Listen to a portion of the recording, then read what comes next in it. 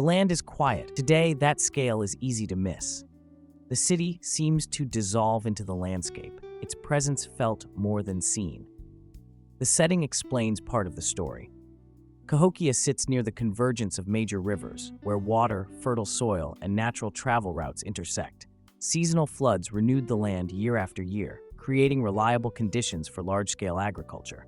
The river itself served as a quiet corridor, connecting distant regions through movement and exchange. This was not an isolated place. It was positioned at a crossroads shaped by geography rather than walls. Around the 11th century, this floodplain supported an extraordinary level of organization. Massive mounds were built basket by basket, layer by layer, requiring coordinated effort sustained across generations. Open plazas spread between them, forming wide spaces that guided movement and gathering throughout the city. The layout suggests foresight, not chance, a place designed to shape how people moved, saw, and assembled. And yet, familiar markers of ancient power are missing. There are no stone palaces, no defensive walls enclosing the city's core, no written records explaining belief or authority. Whatever held Cahokia together was expressed through space itself, through height, alignment, and openness rather than force. As the mounds stand quietly against the sky, they invite a deeper look, not just at what was built here, but at how such a city functioned and why it did not last. Cahokia's growth cannot be separated from the land that sustained it. The Mississippi floodplain is wide and low, shaped by water that arrives, recedes, and returns in steady cycles. Each seasonal flood renewed the soil, making intensive agriculture possible without exhausting the ground. This reliability allowed the city to expand outward across fertile earth rather than upward in stone. Cahokia grew because the landscape allowed it to grow. Fields stretched beyond the city's core, producing food on a scale large enough to support a dense population that may have numbered in the tens of thousands. This production was not scattered or accidental. It was organized, timed, and sustained. The surplus created here made other forms of work possible: construction, planning, and long-term coordination, without pulling the system out of balance.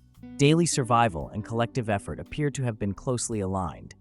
At the center of this system rose the mounds. Built entirely from earth, they were constructed basket by basket, layer by layer, over long periods of time. Each addition required people to return again and again, renewing what already existed rather than replacing it.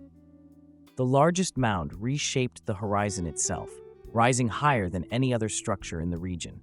From its summit, the surrounding city would have appeared ordered and intentional, with plazas and pathways clearly defined below.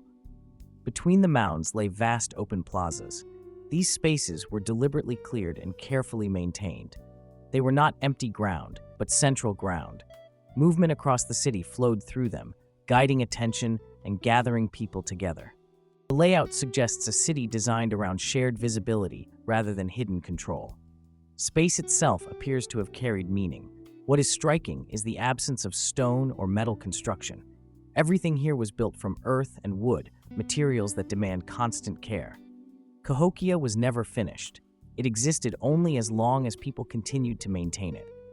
This reliance on renewal raises a deeper question.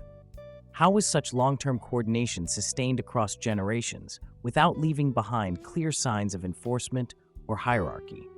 As Cahokia expanded across the floodplain, it became more than a settlement. It became a landscape shaped by intention.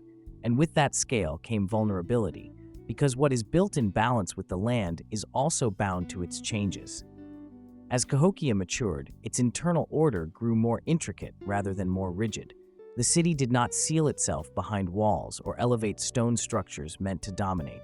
Instead, it relied on repetition, alignment, and renewal. Mounds were not built once and abandoned. They were resurfaced, expanded, and reshaped over time, preserving earlier layers beneath newer ones. This created a city where memory was embedded directly into the ground. The arrangement of space suggests deliberate planning across long distances. Major mounds align with one another along broad sightlines, creating a sense of orientation within the open landscape. Some alignments appear tied to the movement of the sun across the horizon, marking seasonal changes that matter deeply in an agricultural world. These relationships are subtle. They do not announce themselves. They reveal themselves only when the city is seen as a whole.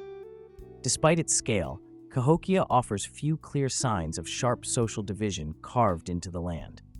Residential areas vary, but not dramatically. There are no enclosed elite districts set apart by walls or distance. Authority, if it existed, appears to have flowed through shared space rather than exclusion. The city's structure suggests participation repeated over time, rather than control imposed from above. This is where Cahokia becomes difficult to explain.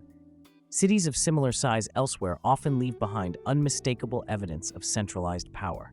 At Cahokia, that evidence is muted. The city coordinated massive labor projects, sustained dense populations, and reshaped an entire landscape without leaving behind obvious symbols of command. How such coordination was maintained remains uncertain. The material nature of the city adds to the puzzle. Earth and wood decay quickly without constant care. This means absence here is meaningful. When renewal stopped, the city did not collapse. It softened, blurred, and slowly dissolved back into the floodplain. What remains today is what mattered enough to be rebuilt again and again. Over time, subtle shifts appear. Some areas show reduced use. Others change purpose.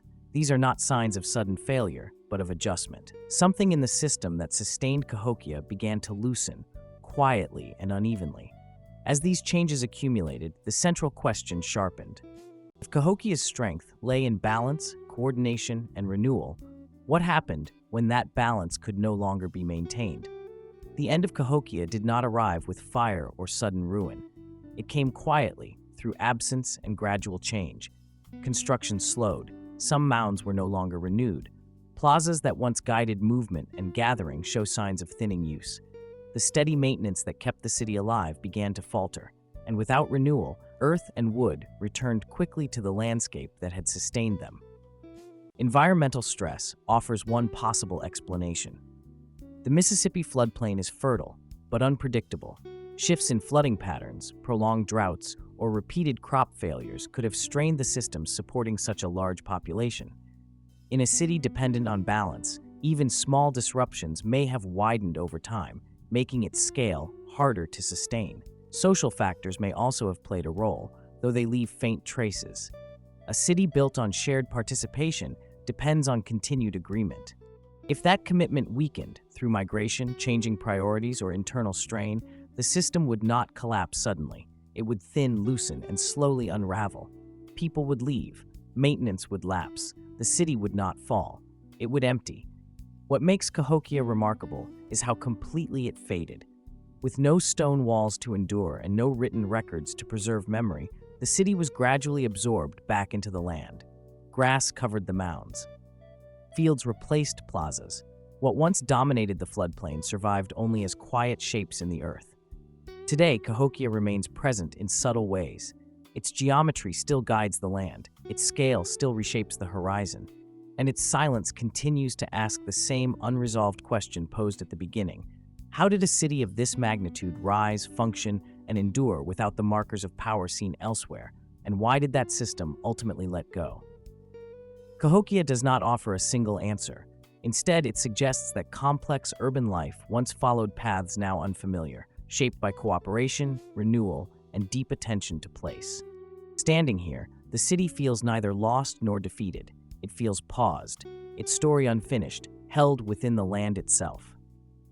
If exploring places like this helps you see the past in a new way, you're welcome to stay with us for future journeys. And what do you think ultimately mattered most in holding a city like Cahokia together?